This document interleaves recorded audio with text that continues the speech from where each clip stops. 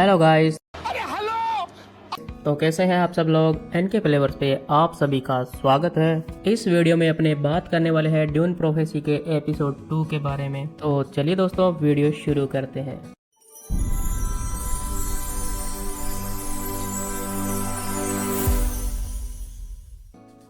इस एपिसोड की शुरुआत होती है सिस्टर नाजिर के वालाक 9 प्लेनेट पर आने से। सिस्टर नाजिर सुख स्कूल से पास हुई एक ब्रिलियंट डॉक्टर है। सिस्टर नाजिर मदर कासा की बॉडी की जांच करने के लिए आई है, जो कि एपिसोड 1 के अंदर बुरी तरह से जल के मर गई थी। इनिशियल असेसमेंट करने के बाद भी सिस्टर नाजिर को उस डेड बॉडी से कुछ भी हासिल नहीं होता है कि मदर कासा की मौत कैसे हुई। इसके बाद में सिस्टरहुड की कुछ ब्रिलियंट स्टूडेंट जेन, थियोडा, एमिलिया और लाइला के बीच में मदर कासा की डेथ के बारे में चर्चा दिखाई जाती है। उसके बाद में वाल्या और टूला के बीच में भी कुछ कन्वर्सेशन दिखाई जाती है, जिसमें मदर वाल्या को पता चलता है कि सालूसा स्कंडस पर प्रूवेट रिचेजी को बुरी तरह से जलाकर मार दिया है, जिस तरह से कासा को मारा गया। और साथ ही साथ मदर वाल्या सोलेसा स्कंडस पर जाने की भी बात कहती है, जिससे प्रिंसेस नेज को सही सलामत रख सके। और वहीं मदर वाल्या को लगता है कि मदर टूला वालाक 9 पर सिस्टरहुड को सही से नहीं चला पाएगी और कहती है कि कुछ मुश्किल फैसले लेने पड़ सकते हैं। और लाइला का यूज करके उसको स्पिरिट मदर रकेला की मेमोरी असेस करने की भी बात कहती है, क्योंकि टिहरान अराफिल नाम का जो खतरा आ रहा है उससे निपटना बहुत ही जरूरी है। ये काम सिर्फ और सिर्फ लैला ही कर सकती है, क्योंकि लैला रकेला की ग्रांड डॉटर है और लैला ही एगोनी प्रोसेस के जरिए मदर रकेला से बात कर सकती है, जिससे मदर रकेला की सोल से मुलाकात करके आने वाले टिहरान अराफिल की जो मुसीबत है उसके बारे में पूरी डिटेल्स बात करके कि इस मुसीबत को कैसे रोका जा सकता है। और वालाक 9 की सारी रिस्पॉन्सिबिलिटी टूला को देके वहाँ से प्लेनेट सेलूसा स्कंडस पर जाने की तैयारी शुरू कर देते हैं। सेलूसा स्कंडस पर जाने से पहले वो अपने साथ थियोडेशिया को लेके जाती है। वहीं उसके बाद में प्लेनेट सेलूसा स्कंडस का सीन दिखाया जाता है, जहाँ पर प्रूवेट रिचेजी को श्रद्धांजलि दे रहे होते हैं। और यहाँ पर ड्यूक रिचेजी को काफी गुस्से में भी दिखाया जाता है, जो नटेलिया को उसकी बेटे की मौत के जो भी जिम्मेदार है उसको ढूंढने के बारे में बोलता है और साथ ही धमकी देता है कि अगर ऐसा नहीं हुआ तो उसकी फ्लीट सेलेसा स्कंडस को बर्बाद कर देगी। और इसी बीच में ड्यूक की बेटी और कॉन्स्टेंटाइन के बीच में थोड़ा गुटर को दिखाया जाता है। इसके बाद में जेविको और डेसमंड हार्ट के बीच में भी थोड़ी बातचीत दिखाई जाती है, जिसमें प्रूवेट की हत्या के बारे में बात कर रहे होते हैं और डेसमंड हार्ट प्रूवेट रिचेजी की हत्या को कबूल कर लेता है। इसी बात पर जेविको डेसमंड हार्ट को जेल में डालने का आदेश दे देता है और स्वार्ड मास्टर केरिन को बताता है कि ये बात का पता किसी को भी ना चले। इसके बाद मदर टूला और सिस्टर लाइला के बीच में बातचीत दिखाई जाती है, जिसमें वो मदर रकेला के ड्रीम और आगे की प्रोफेसी के बारे में बता रहे होते हैं कि किस तरह से टिरान राफिल नाम की जो तबाही है वो आएगी, जो कि सिस्टरहुड को बुरी तरह से बर्बाद करके रख देगी। और साथ ही साथ लैला को भी कन्विंस करती है एग्नी प्रोसेस के लिए, जिसके जरिए मदर रकेला से वो मिल सकती है और इस आने वाले टिहरान अराफिल की जो तबाही है उसको कैसे रोका जा सकता है। इसके बाद में ड्यूक की बेटी और कॉन्स्टेंटाइन के बीच में छाए छप्पा छाए दिखाया जाता है और इसी दौरान कॉन्स्टेंटाइन प्रूवेट रिचेजी की मौत के बारे में बात करता है और बातों ही बातों में बता देता है कि डेसमंड हार्ट को कहां पर बंदी बना के रखा है। ये एक हाउस रिचेजी की तरफ से हनी ट्रैप था और इस ट्रैप के अंदर कॉन्स्टेंटाइन नामक भंवरा फंस जाता है। इसके बाद में जेविको और नटालिया के बीच में अपने को कन्वर्सेशन दिखाई जाती है, जिसमें जेविको बताता है कि कैसे डेसमंड हार्ट साई हलूद के अटैक से बच के निकला है और उसको ये जबरदस्त पावर मिली है। उसके बाद में नटालिया एक सलाह देती है कि डेसमंड हार्ट की पावर को कैसे अपने लिए यूज कर सकते हैं। इसके बाद में वाल्या और थियोडेसिया को सेलूसा स्कंडस पर दिखाया जाता है और वाल्या थियोडेसिया से कहती है कि कैसे भी करके प्रिंसेस नेज का भरोसा जीतो और उसको अपना दोस्त बनाओ, ताकि प्रिंसेस नेज को अपने सिस्टरहुड में शामिल किया जा सके। वहीं नेक्स्ट सीन में दिखाया जाता है कि जेविको के सामने ड्यूक रिचेजी आ जाता है और वो अपने बेटे के हत्यारे के बारे में बात करता है, क्योंकि ड्यूक की बेटी ने हनी ट्रैप से सब कुछ पता कर लिया था। और वहीं ड्यूक जेविको को धमकाते हुए बोलता है कि अगर मेरे बेटे के हथियारों को नहीं सौंपा गया तो वो सारे कॉन्ट्रैक्ट कैंसिल कर देगा। तभी वहाँ पर मदर वाल्या की एंट्री हो जाती है और मदर वाल्या भी जेविको से प्रूवेट रिचेजी की हत्या के बारे में पूछती है और ट्रुथ शेयर की पावर को जेविको पर यूज करती है, जिससे वाल्या को पता चल जाता है कि जेविको झूठ बोल रहा है। और उसके बाद में मदर वाल्या सिस्टरहुड के मेंबर को ड्यूक रिचेजी को वहां से हटाने का इशारा करती है। उसके बाद में मदर वाल्या जेविको को बताती है कि किस तरह से मदर कासा की मौत हो गई है और मदर कासा की मौत का कनेक्शन डेसमंड हार्ट से हो सकता है और डेसमंड हार्ट से मदर कासा की मौत के बारे में पूछताछ करने की बात कहती है। जब मदर कासा की मौत की खबर प्रिंसेस किसी नेज को लगती है तो वो काफी परेशान हो जाती है। इसके बाद में वालिया और डेसमंड हार्ट के बीच में इंटेरोगेशन दिखाया जाता है और वहीं पर डेसमंड हार्ट मदर कासा और प्रूवेट रिचे जी की मौत कबूल कर लेता है। अब डेसमंड हार्ट बताता है कि मदर कासा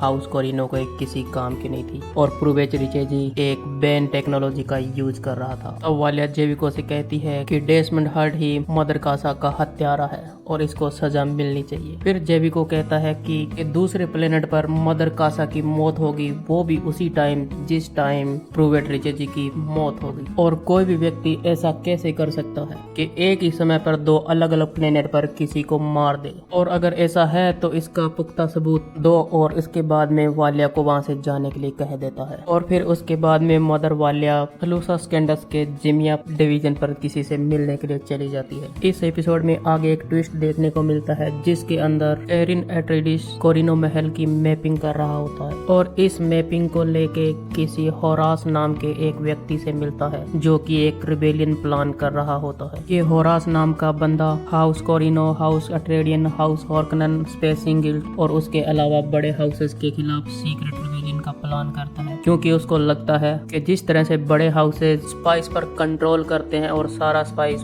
खुद के लिए यूज करते हैं, जिससे छोटे हाउसेस को कोई भी फायदा नहीं मिलता है और उसके बाद में बड़े हाउसेस छोटे हाउस पर हुकूमत करते हैं। इसमें एक शॉकिंग बात का पता चलता है कि कैरिन अट्रेडिस खुद अट्रेडिस हाउस का होने के बाद में भी अट्रेडिस और अदर बड़े हाउस के खिलाफ रिबेलियन करता है। उसके बाद में टूला और लाइला के बीच में एक मुलाकात दिखाई जाती है जिसमें लैला अपनी माँ के बारे में टूला से पूछती है तो टूला कहती है कि हाँ, मैं आपकी माँ को अच्छे से जानती थी और वो आपको जन्म देने के बाद वहीं मर गई। इसके बाद में लाइला अपनी माँ को लेकर थोड़ी जिज्ञासु हो जाती है और जानना चाहती है कि उसकी माँ कौन थी और लैला मदर टूला से पूछती है कि इस जेनेटिक एग्नि के प्रोसेस के दौरान क्या अपनी माँ से मिल सकती है। तो टूला बताती है कि हाँ, पर मैं पक्का यकीन के साथ नहीं कह सकती। जैसे ही लैला को यह पता चलता है कि वो अपनी माँ से मिल सकती है तो वो और ज्यादा मोटिवेट होकर एग्नि प्रोसेस के लिए हाँ कर देती है। और वहीं एपिसोड में आगे वालिया को जिमिया डिवीजन पर सिस्टर मैकाइला के साथ में मिलते हुए दिखाया जाता है। यहाँ पर एक ट्विस्ट दिखाया जाता है कि ये जो सिस्टर मैकाइला है थोड़ी देर पहले हॉरस और कैरिन अट्रेडिस के बीच में रिबेलियन प्लान कर रही होती है। इस बात से हमको पता चलता है कि मदर वालिया कैसे अपनी फील्डिंग अच्छे से जमा रही है। इससे हमें पता चलता है कि अगर ग्रेट हाउस हाथ से निकल जाते हैं तो इस तरह का रिबेलियन प्लान कर देते हैं और अगर रिबेलियन यहाँ से जीत जाते हैं तो अपने ही सिस्टरहुड की किसी मेंबर को ग्रेट हाउस का एम्पायर के रूप में वहाँ पर बैठा देते हैं। और अगर रिबेलियन वाले हार जाते हैं तो ग्रेट हाउस उस रिबेलियन को दबाने के लिए बहुत ही लॉस में चले जाते हैं, जिससे ग्रेट हाउस पर फिर से सिस्टरहुड की अपनी पकड़ मजबूत बना लेते हैं। और इससे आगे हमको ये भी पता चलता है कि किस तरह से सिस्टरहुड हर जगह फैला हुआ है। उसके बाद में वालिया मिकाइला को कहती है कि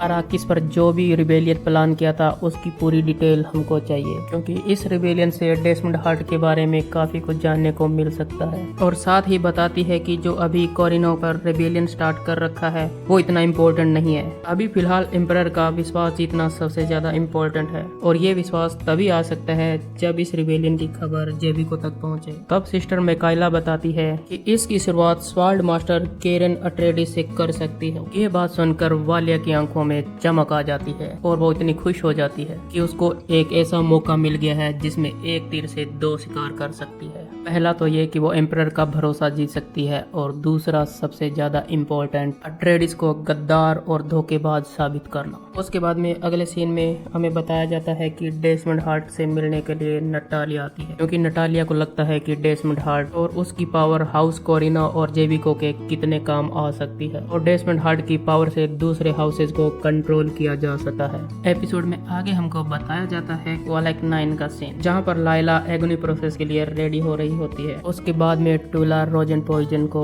लैला के आंखों में डाल देती है, जिससे लैला इस प्रोसेस में दूसरी ही दुनिया में चली जाती है और वहाँ पर लैला को बहुत सारी अपने एंसेस्टर की आवाज सुनाई देती है और वो सभी आत्माएं मिलकर लैला को बुरी तरह से जकड़ लेती है और ये मंजर लैला के लिए बहुत ही खौफनाक होता है। तभी रकेला की आत्मा लैला से मिलती है और उसको बताती है कि तबाही वो लेके आएगा जो 2 बार जन्मा हो, एक बार खून में और दूसरी बार स्पाइस में। जख्मों के निशान निशान वाला एक जंग में ढला हुआ सोल्जर, और ये मैसेज रकेला लाइला के थ्रू सभी को सुनाती है। इसके बाद में डोरोटिया की आत्मा लाइला को टेक ओवर कर लेती है और लाइला को अपनी पास्ट की सारी मेमोरी की झलक दिखा देती है और ये भी बताती है कि किस तरह से वालिया ने अपनी वॉइस की ताकत से मदर डोरोटिया को मार दिया। और डोरोटिया की आत्मा लाइला के जरिए टूला हार्कनेस को बोलती है कि आप हार्कनेस ने मेरा फ्यूचर बर्बाद कर दिया और अब मैं किस तरह से आपकी होप को बर्बाद करूंगी। और इसके बाद में लाइला बेहोश हो जाती है। यहाँ पर लाइला मर जाती है या नहीं वो तो अपने को अगले एपिसोड में पता चलेगा। उसके बाद में जेविको और ड्यूक रिचेजी के बीच में कन्वर्सेशन दिखाई जाती है जिसमें ड्यूक रिचेजी जेविको को धमका रहा होता है।